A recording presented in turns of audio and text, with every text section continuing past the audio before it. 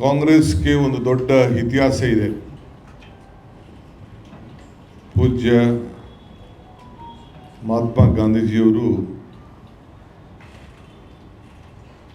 ನಾಯಕತ್ವವನ್ನು ವಹಿಸಿಕೊಂಡು 100 ವರ್ಷ ಆಗಿದೆ.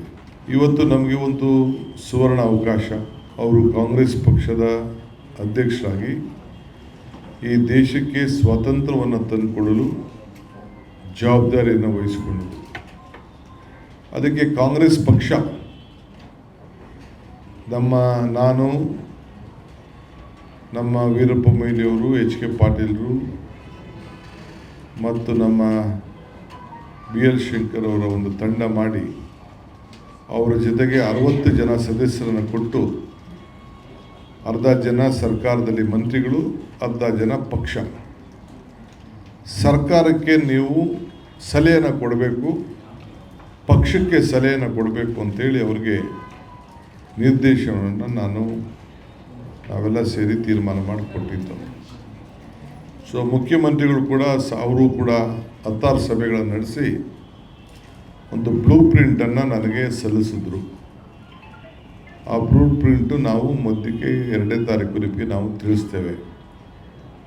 ಅದಾದಮೇಲೆ ನಾನು ಮುಖ್ಯಮಂತ್ರಿಗಳು ಇಲ್ಲೇ ಸಭೆಯನ್ನು ನಡೆಸಿ ಸರ್ಕಾರದಿಂದನೂ ಈ ಕಾರ್ಯಕ್ರಮವನ್ನು ನಡೆಸೋದು ಅಂತೇಳಿ ತೀರ್ಮಾನವನ್ನು ಮಾಡಿ, ಒಂದು ಸರ್ಕಾರ ಒಂದು ಪಕ್ಷ 2 ಪ್ರತ್ಯೇಕವಾಗಿ ಕಾರ್ಯಕ್ರಮವನ್ನು ಮಾಡೋದು ಅಂತ ತೀರ್ಮಾನವನ್ನು ಮಾಡಿದ್ದೇವೆ.